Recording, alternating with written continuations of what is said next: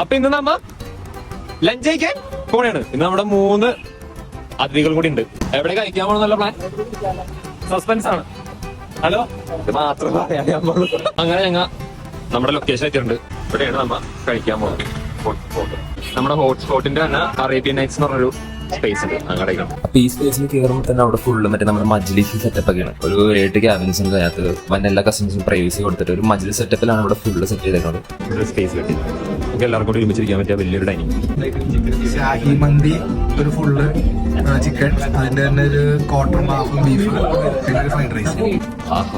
സാധനം ചിക്കൻ മന്തി എത്തി, ബീഫ് മന്തി എത്തി.